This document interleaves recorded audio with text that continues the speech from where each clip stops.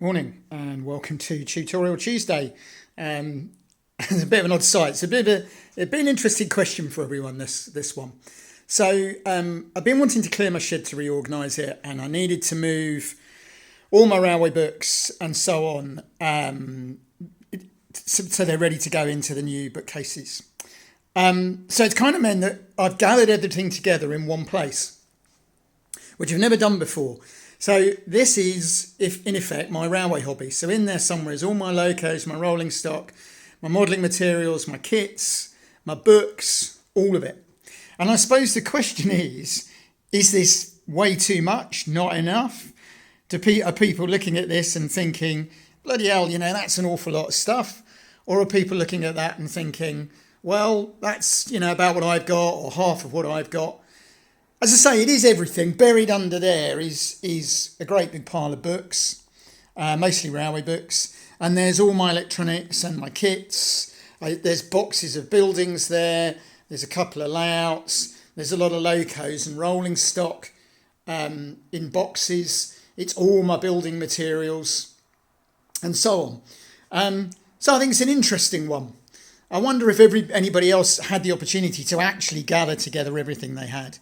When you think, I know of people that have got 30 of the same loco, and so on, and hundreds of locos, well, that would take a lot more space than that, actually, if you all gathered it together. So, interesting one. I'd rather have, I suppose, a lot less.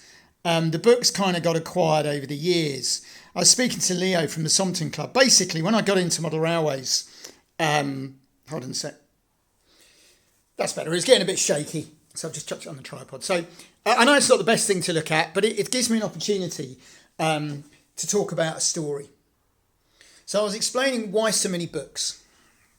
Oh, incidentally, while I spot it, one of my favourite books, I don't think I've shown this one before, Stopping Train Britain. I've got 2 copies. For some reason, one of the reprints has a lot more photos in it than the other one. It's a wonderful book. It's a guy who took funny old DMUs around various lines in the UK in the 1980s. It's an interesting thing with railway books. I'm sorry, I'm digressing all over the place. Some are very badly written. They're very dry. They might be full of information, but they are very dry. But I find some of the travel logs very well written. There's a couple of very good ones on preserved railways as well. I think one of the worst books I ever read was somebody, a dyed-in-the-wool steam enthusiast, who did this horrendously dark book about how all these railways were closing because the diesels had come in, completely ignoring the fact that a lot of the lines hadn't gone. And I always find it odd, people, they do a nice photo of a station. They say, of course, tragically, this station was shut in, whenever.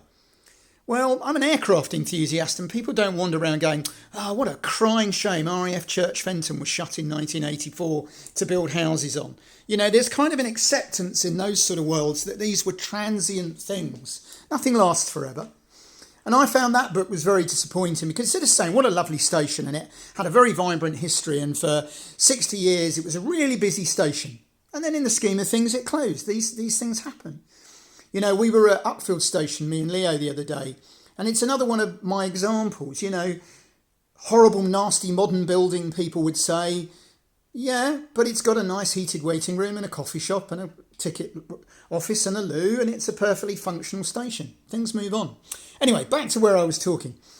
When Doug was 9, a friend of his got a model train, and Doug quite liked the idea. I knew nothing about railways, despite what people think that it's usually the dad bringing the son in. I was a military, aviation and tank enthusiast.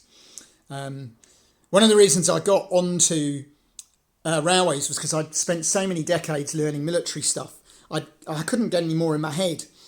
At one point, there was a book by an expert on tanks, and I found 27 errors in it, which makes me a rivet counter.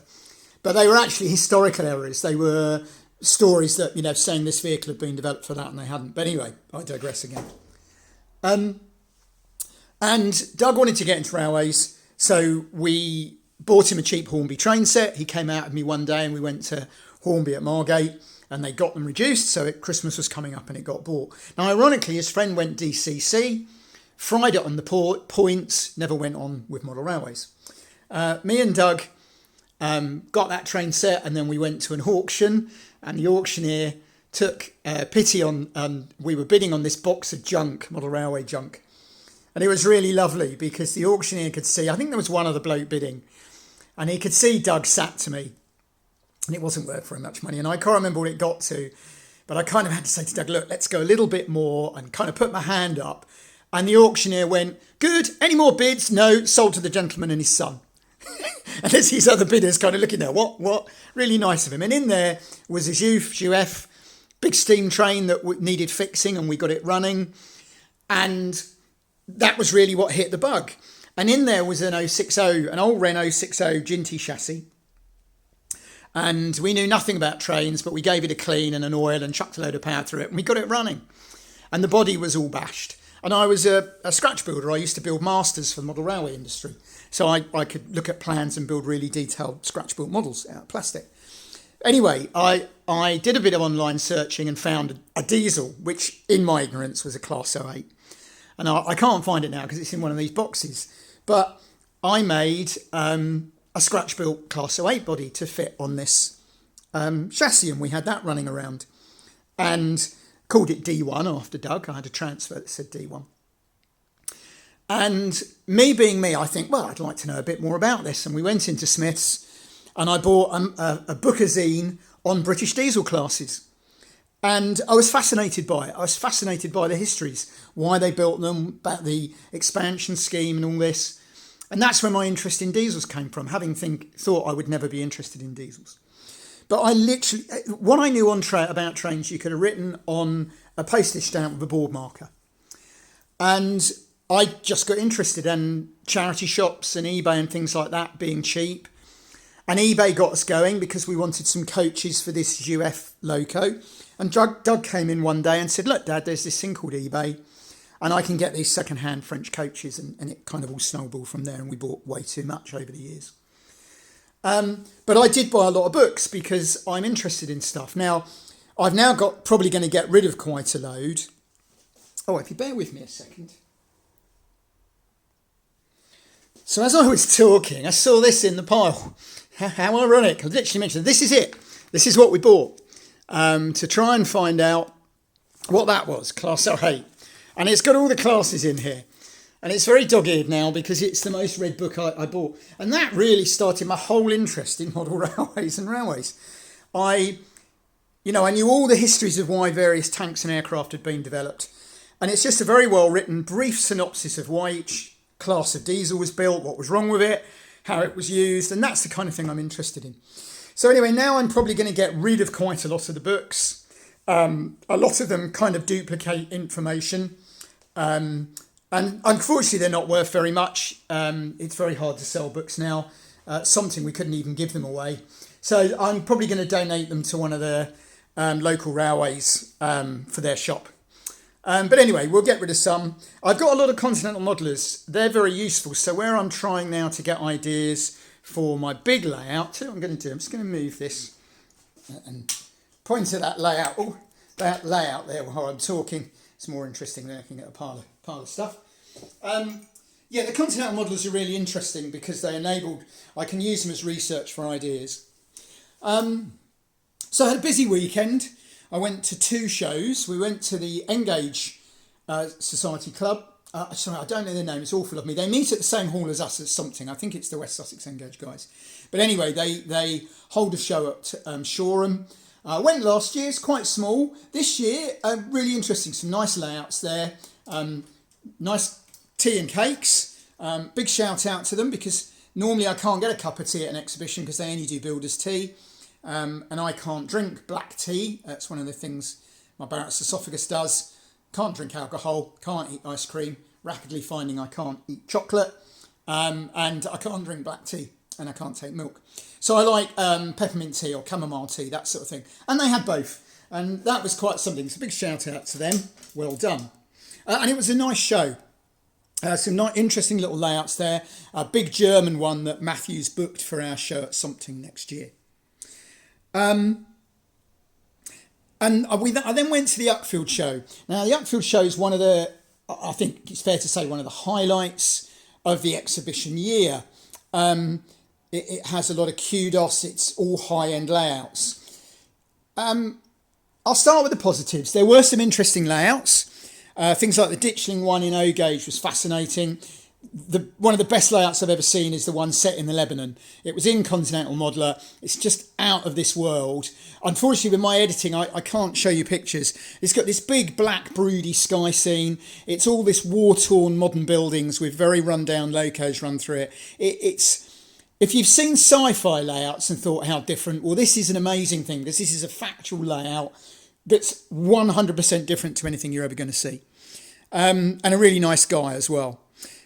But the main show, it's busy, and I know that's nice for the organisers, but I'm not a big fan of crowds, and I don't like having to fight my way through, and we couldn't get to see layouts. So Ditchling, which is this big O gauge layout, 18 feet long, I really didn't get a good look at it because every time we went back, it's 3 deep. And there's not enough room in the aisles and it's very crowded. They also, and it's not Uckfield's fault, everybody gets this, why is it certain rail enthusiasts of a certain age believe that personal hygiene becomes unimportant when you're fascinated with railways? There always seems to be somebody who either hasn't washed or quite frankly, at Uckfield, a guy who had, sorry to say this, it's a family video, but clearly wet himself and was wandering around. I know, I suppose they're special people, but you seem to get one at every show. But anyway, it was very busy. The things that I found odd, it's one of the worst shows I've been to for no trains running.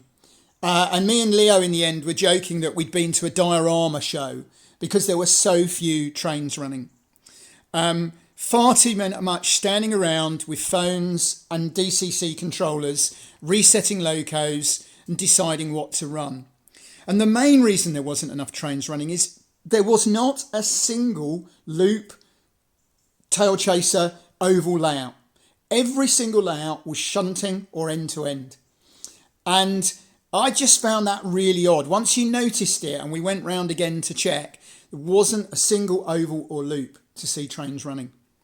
And I get what they're trying to do. The scenic work is fantastic.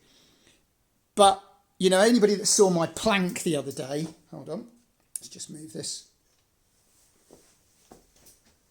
I don't know if I'm going to get this in, but I built this plank layout the other day as a test track. Some of you will remember.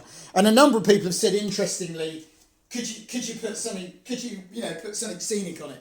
Now, I'm not saying we go to that degree, but some of the layouts were really about the layout, and I'm increasingly beginning to think, well, model railways should be about the trains, and it should be about trains in the landscape for sure. But are we looking at that layout and saying, what a fantastic layout? But if there's no trains running on it, it's a diorama. I've got nothing against dioramas, but if we're at a model railway show, we want to see trains running. You wouldn't go to, well, I suppose it's the difference between there are railway museums that are museums with no trains running, and there are lines that run trains. So I suppose it's the same difference. There's nothing wrong with either, but should we really have model railway layouts with almost no trains running on them? Just a thought. But yes, very odd that there was no loops or ovals at this show. So, an interesting, thought-provoking show, but not necessarily in the right ways. And I'm sure some of the Uckfield guys will come bouncing back and be quite upset, but it's just a personal view. There was an awful lot of traders, very big traders. But again, I understand that they bring money into the show. Apparently in America, this is what shows are. They're primarily trade shows with a few layouts. But me and Leo even saw a poster for a show, I think it was in York, with 120 stands and 40 layouts. So 2/3 of the show were going to be traders, people demonstrating things, society stands, club stands, and 40 layouts. Just interesting. I'm not saying any of this thing is wrong or right. I'm just saying it's an interesting discussion on what we go to see. We're now quite excited. We went to the Lavender Line the other day, as some of you will remember, and me and Leo have been asked by the club to work with them and the guys from AMREC to look at exhibiting there in October next year, taking 3 or 4 layouts. I'm still no further forward with the exhibition layout. The Japanese layout's a wonderful idea with the double flyover.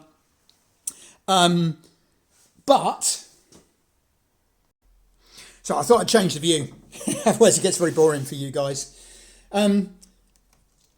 Yes, so we're quite excited about that. And I was saying, yes, I forgot where I was. I digress and forget.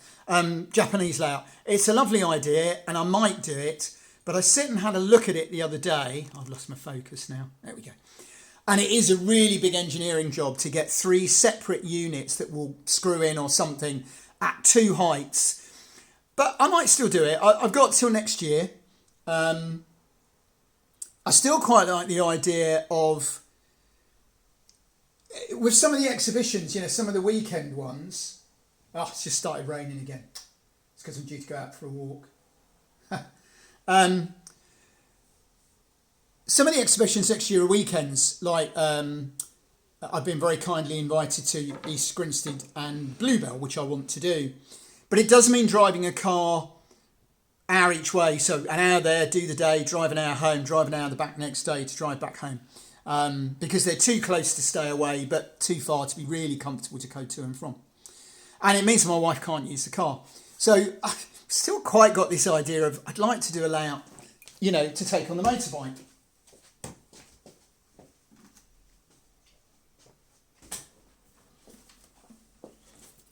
Oh, bear with me, I should have paused that.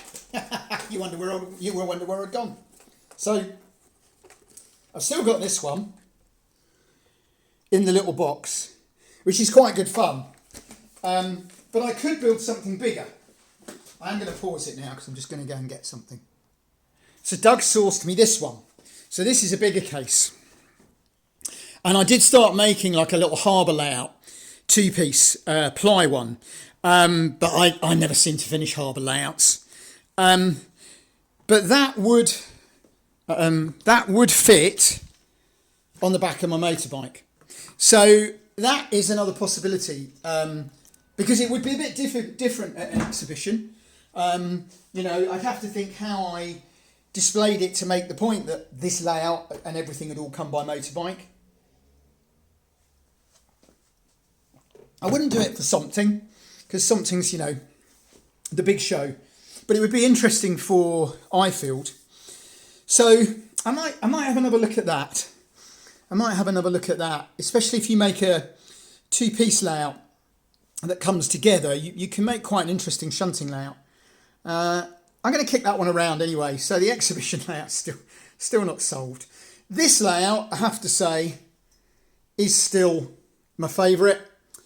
And it's actually got me thinking about the big shed layout. So I think I'm making the same problem with the big shed layout as everybody does. Because it's a big layout, I want it to do everything.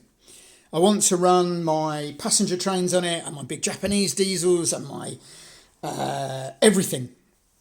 And I want this and I want that and I want the other. But the reality is the layout I'm really enjoying is this, with nothing. A little halt and a little goods shed. I love the feel of it. I like the look of it.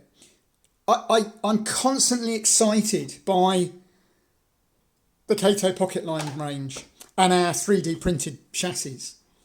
And I've got trams and things. And that's what interests me. And I'm finding myself thinking that maybe I'll build this big kind of branch line layout with this very open and minimalist look. And maybe I'll just run the Pocket Line stuff and freight and trains up and down it. And maybe I build something else then to run the big Japanese stuff on. Because perhaps just because it's a big layout doesn't mean you put everything on it and you run everything on it.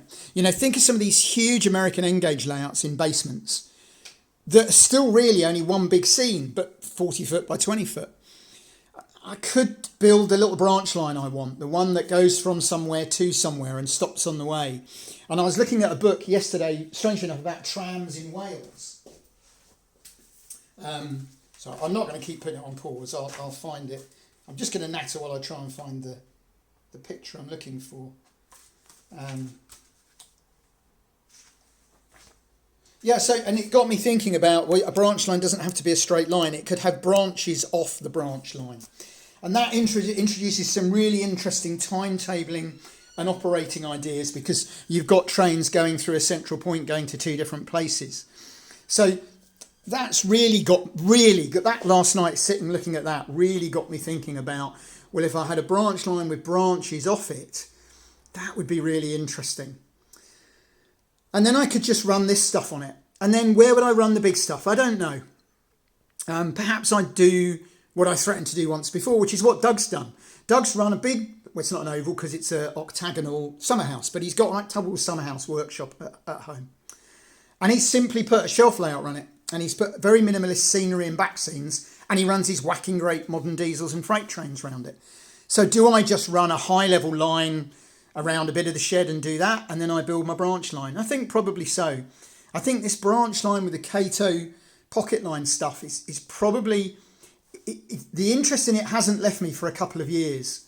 I keep coming back to it, unlike lots of other things where I get my ADHD burst of enthusiasm and then it passes. But this doesn't. You know, I sat here this morning shunting this for half an hour, completely engrossed in the look of it and the feel of it. And so I think the big shed layout is going to become this long minimalist branch line. And, you know, perhaps then I'll wonder another time about where I'm going to run some of the other stuff. Yeah, all thoughts. So there we are, covered quite a lot today. Hope you've enjoyed it. I hope you're all busy with whatever you're doing. I hope there's something there thought-provoking. And yeah, I'll be back to talk to you again, hopefully next week.